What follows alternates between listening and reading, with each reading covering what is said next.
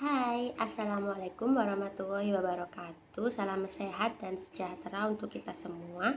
Perkenalkan, nama saya Tanaya Triwijatmoko dari Prodi Ilmu Politik Universitas Islam Negeri Sunan Ampel, Surabaya. Di sini saya akan menjelaskan apa sih virus corona itu dan apa saja gejalanya, bagaimana cara kita mengatasi virus ini, dan bagaimana virus ini bisa tersebar.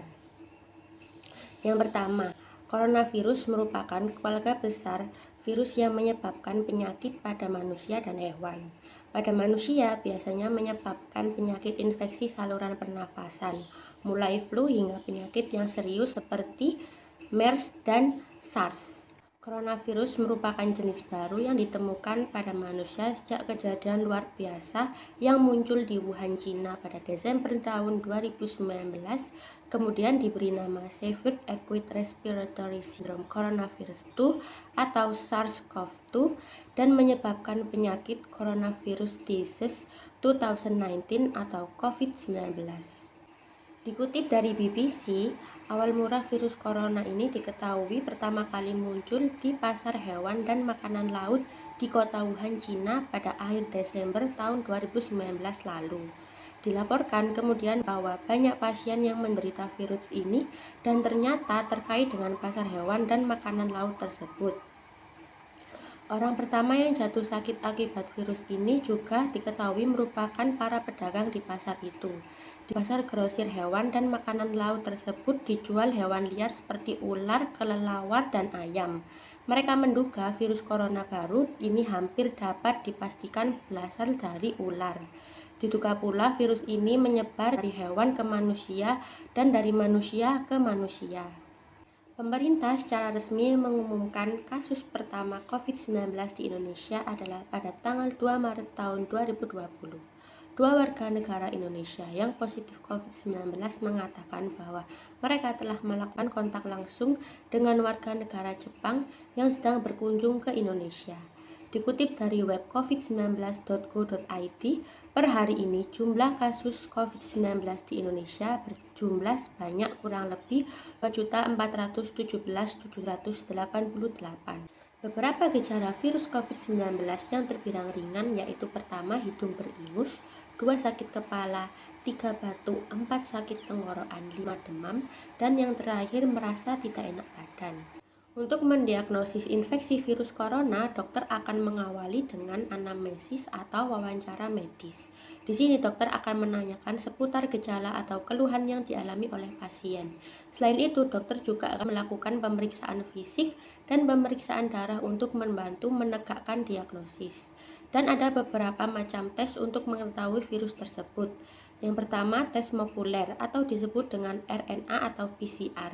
Tes ini dianggap paling akurat untuk mendeteksi adanya virus corona.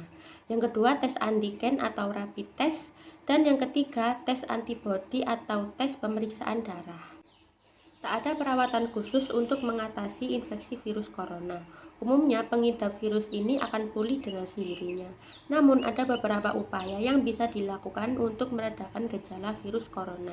Contohnya, pertama, minum obat yang dijual bebas untuk mengurangi rasa sakit, demam, dan batuk. Kedua, gunakan pelembab ruangan atau mandi air panas untuk meredakan sakit tenggorokan dan batuk. Ketiga, perbanyak istirahat. Keempat, perbanyak asupan cairan tubuh. Kelima, jika dirasa khawatir dengan gejala-gejala yang dialami, segera hubungi penyedia layanan kesehatan terdekat.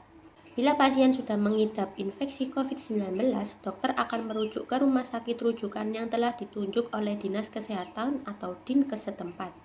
Bila tidak bisa dirujuk karena ada beberapa alasan, dokter akan melakukan pertama, tindakan isolasi, kedua, serial foto toraks sesuai indikasi, ketiga, terapi simptomatik, keempat, terapi cairan, kelima, ventilator mekanik atau bila terjadi gagal nafas, keenam, bila disertai infeksi bakteri, dapat diberikan antibiotik. Penyakit ini dapat menyebar melalui tetesan kecil atau droplet dari hidung atau mulut pada saat kita bersin ataupun batuk. Droplet tersebut kemudian jatuh pada benda di sekitarnya. Kemudian jika ada orang yang menyentuh benda yang sudah terkontaminasi dengan droplet tersebut, lalu orang itu menyentuh bagian mata, hidung, mulut, atau segitiga wajah, maka orang itu dapat terinfeksi COVID-19. Atau bisa juga seseorang terinfeksi COVID-19 ketika tanpa sengaja menghirup droplet dari penderita. Inilah sebabnya mengapa kita penting untuk menjaga jarak hingga kurang lebih dari 1 meter dan menghindari kerumunan. Sampai saat ini, para ahli masih terus melakukan penyelidikan untuk menentukan sumber virus, jenis paparan, dan cara penularannya. Untungnya, saat ini di Indonesia sudah ada pelaksanaan vaksinasi COVID-19. Sejak pelaksanaan program vaksinasi nasional sebagai upaya penanganan COVID-19 pada tanggal 13 Januari tahun 2021, Indonesia telah menggunakan 3 jenis vaksin, yaitu produksi Sinovac atau CoronaVac, AstraZeneca yang diproduksi oleh SK Bio, dan Sinopharm. Ketiga jenis vaksin ini seluruhnya telah direkomendasikan oleh WHO melalui Daftar Pengguna Darurat atau WEUL. Cara yang terpenting untuk mencegah infeksi virus corona atau COVID-19 adalah dengan menjaga kebersihan dan kesehatan.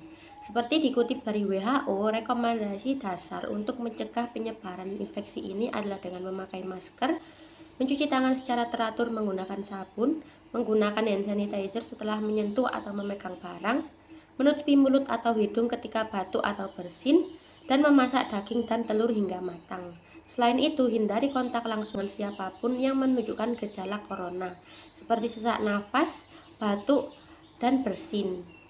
Langkah yang paling utama untuk menghindari terkenanya virus COVID-19 adalah dengan tetap di rumah saja, tidak keluar rumah apabila tidak ada hal yang mendesak atau urgent, agar penyebaran virus ini tidak semakin bertambah banyak dan menyebar luas.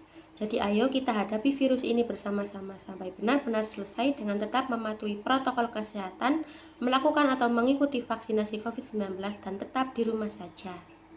Sekian penjelasan saya seputar COVID-19 atau virus corona. Apabila ada kesalahan kata atau kesalahan informasi mohon dimaafkan.